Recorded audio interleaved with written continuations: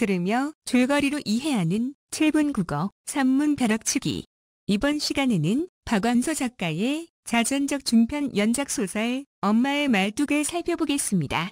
7분 국어 작품 이해하기. 엄마의 말뚝은 중편 연작소설로서 자전적이며 회고적이고 서실적 성격을 지닌 작품입니다. 엄마의 말뚝은 1980년부터 발표되기 시작한 박완서 작가의 3편의 연작소설입니다. 각 편마다 동일한 인물들이 등장하며 유사한 성격의 사건이 일관된 흐름을 형성하면서 전개되고 있습니다.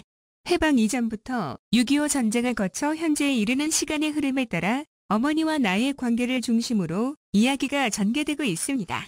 엄마의 말뚝 소설 1편은 남편을 잃은 한 여성이 자식들과 함께 서울의 삶의 공간을 마련하기까지의 과정을 그리고 있고, 2편은 6.25 전쟁의 고통과 오빠의 참혹한 죽음을 다루고 있습니다. 3편은 어머니가 돌아가신 뒤 어머니의 소망과는 달리 서울 근교의 공업여지에 묻히게 되는 과정을 보여주고 있습니다. 이 가운데 2편은 현재 시점에서 6.25 당시를 회상하는 역순행적 구성으로 되어 있으며 작가 특유의 섬세하고도 유려한 문체와 빈틈없는 언어 구사로 중년 여성의 심리를 세밀하게 잘 그려냈다는 평가를 받고 있습니다.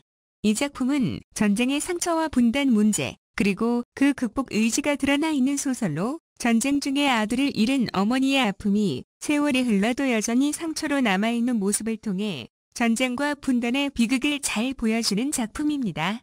이러한 작품 속 어머니의 모습은 아직도 분단의 상황이 지속되고 있는 우리 사회에서 전쟁과 분단의 상처를 지니고 살아가는 사람들이 있다는 것을 되새겨볼 수 있게 합니다. 엄마의 말뚝은 3편의 이야기가 독립된 완결성을 지니면서 서사적으로 연결된 연작 소설입니다.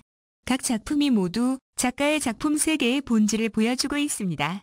중심인물인 어머니를 통해 작가는 한 개인의 일생이 정치사와 민족사의 차원으로까지 복잡하게 얽혀서 전개되고 있음을 생생한 묘사를 통해 그려내고 있습니다. 또한 3편 모두 어머니라는 존재가 화자의 정신적 성장에 미치는 영향을 서술하고 있다는 점에서 이를 성장소설로도 볼 수 있습니다. 7분 국어 작품 줄거리 1편의 줄거리입니다. 아빠가 돌아가신 후 어머니는 오빠와 나를 서울로 데려갑니다. 어머니는 삭바느질을 하며 고통스러운 생활을 감내합니다. 우리 가족은 현자동 꼭대기에서 새들어 살게 됩니다. 나는 도시적 삶에 길들어가고 어머니는 나를 문 안에 있는 학교에 전학시킵니다. 광복 후에 드디어 문 안에 있는 기와집을 마련하여 이사하게 됩니다. 결국 우리도 어머니가 만든 말뚝의 메인셈이 된 것입니다. 2편의 줄거리입니다. 내가 집을 비운 사이 첫째 아이가 화상을 입는 사고를 당하고 그 후 나는 집에서 일어나는 크고 작은 사고가 나의 몸과 마음이 집에서 떠나 있을 때 일어났다고 믿게 됩니다.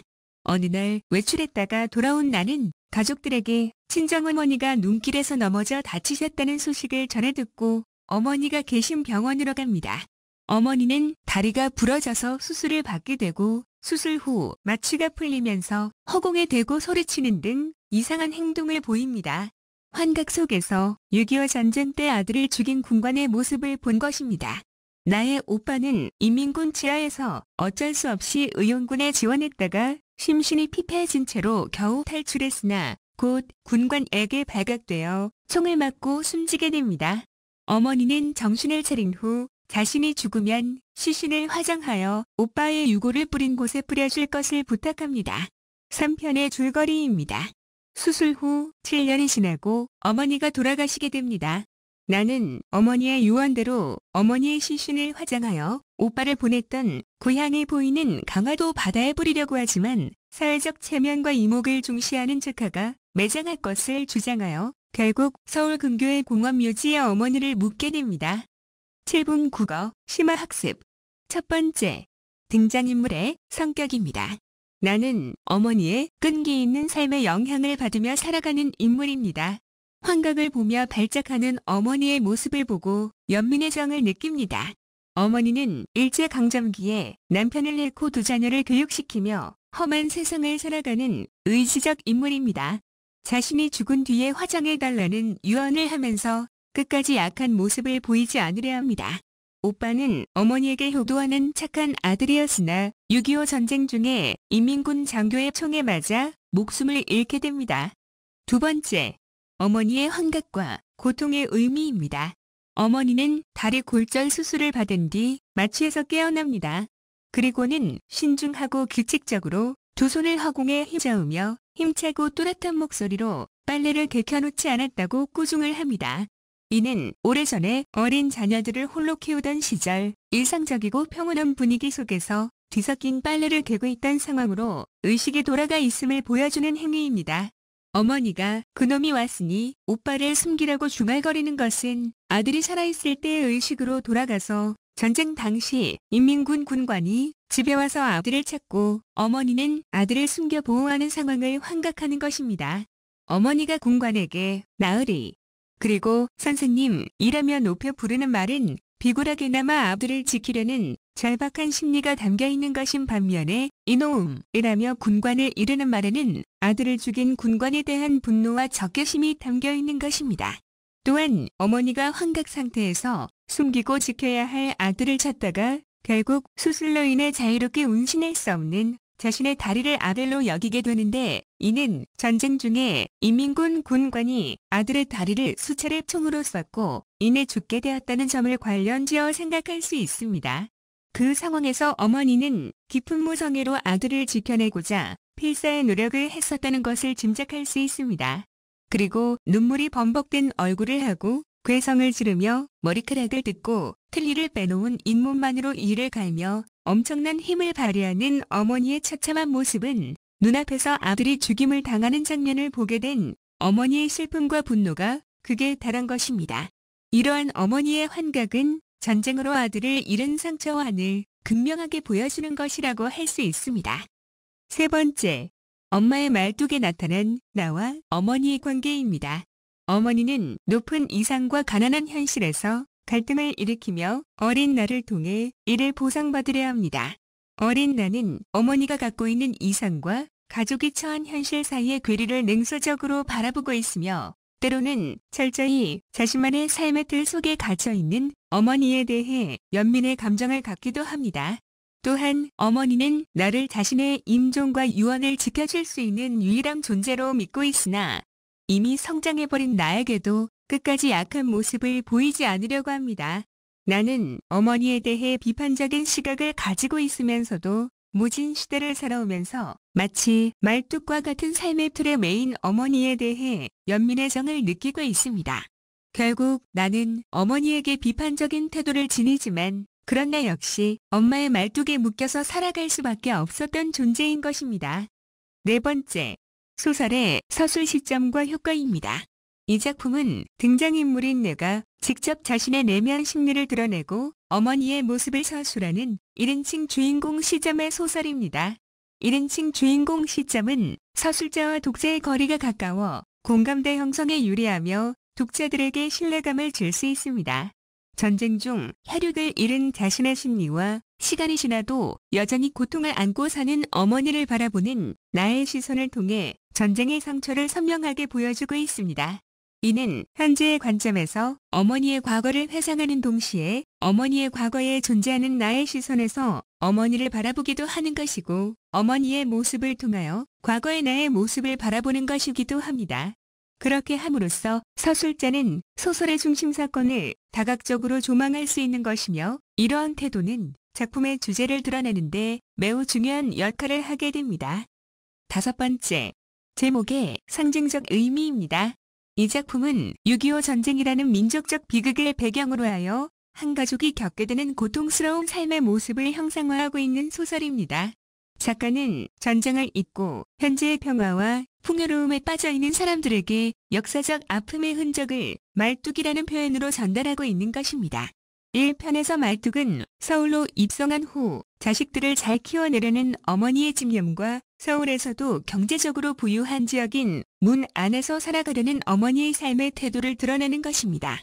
또한 이 편에서는 어머니가 전쟁 중에 아들을 잃게 된 사연이 제시되는데 이때의 말뚝은 어머니의 가슴에 박혀서 빠지지 않는 한과 상처를 가리키는 것입니다. 3편에서 어머니는 사고가 난 후 7년 뒤에 돌아가시게 되는데 여기에서의 말뚝은 분단이라는 상황에 맞서려는 어머니의 의지를 보여주는 것입니다. 이렇듯 성인이 된 나의 의식 속에 엄마의 말뚝이 남아있듯이 독자들로 하여금 일상적인 삶에서 역사의식으로의 전환을 촉구하려는 작가의 의도가 제목을 통하여 드러나는 것이라고 할 수 있습니다. 6번째, 어머니에게 사울의 말뚝을 박는다는 것의 의미입니다. 어머니는 이사간 첫날 밤에 기어코 서울에도 말뚝을 박았구나.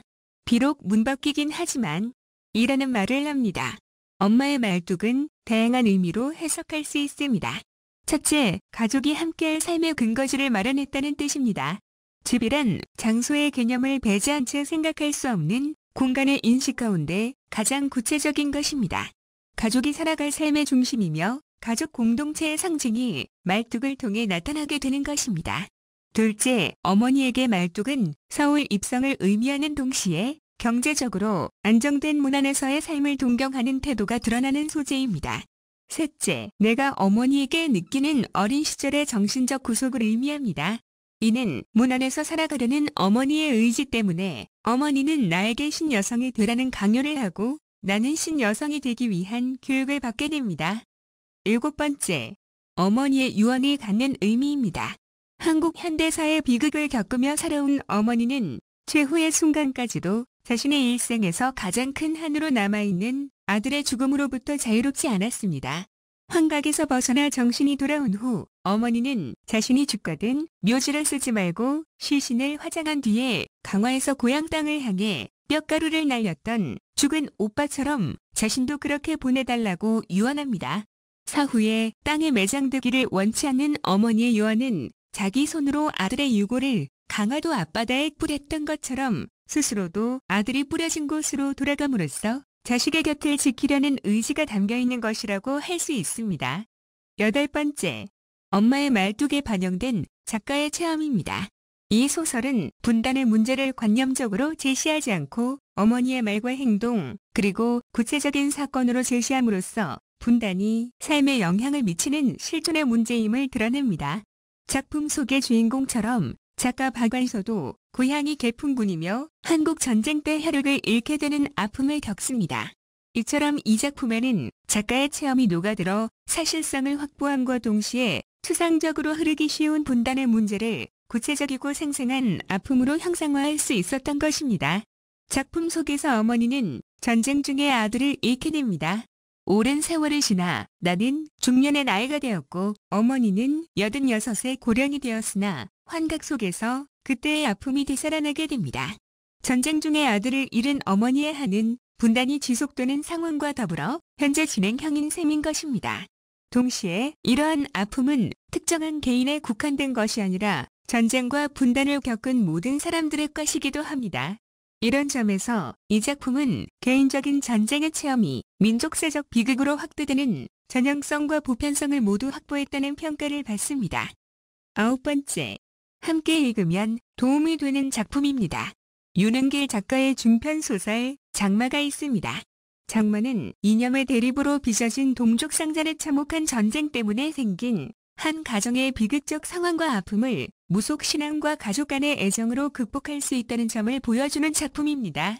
초등학교 3학년의 어린 소년이 서술제로 등장하여 어린 시절의 일을 회상하면서 이야기를 엮어나가고 있습니다. 엄마의 말뚝에서도 어린 아이의 시선을 통해 비극적인 현대사가 서술되고 있다는 점과 가족의 갈등과 이해의 과정을 그리고 있다는 점이 장마와 공통적입니다. 박완서 작가의 단편소설 겨울나들이가 있습니다. 겨울나들이는 전쟁과 분단으로 인한 상처의 극복을 그린 작품입니다. 6.25 전쟁과 분단으로 인한 아픔을 가족의 끈끈한 연대로 극복해 나가는 인물을 통해 참다운 삶의 의미를 묻는 소설입니다. 나의 이야기 속에 전쟁으로 상처받은 시어머니와 며느리의 이야기가 들어있는 액자식 구성으로 전쟁으로 인한 상처를 극복할 수 있는 길을 보여주고 있습니다. 이호철 작가의 단편소설 달아지는 살들이 있습니다. 달아지는 살들은 전쟁이 가져온 분단의 아픔과 상처를 보여주는 작품입니다. 월남할 때 북에 두고 온 맞딸을 매일 기다리는 아버지의 이야기 속에 분단이 낳은 비극과 실향민의 슬픔을 담고 있는 소설입니다. 엄마의 말뚝 2편에서도 정신착란 증세를 보이는 어머니가 6.25 전쟁으로 인해 죽은 아들에게 집착하는 모습이 나타난다는 점이 공통적입니다.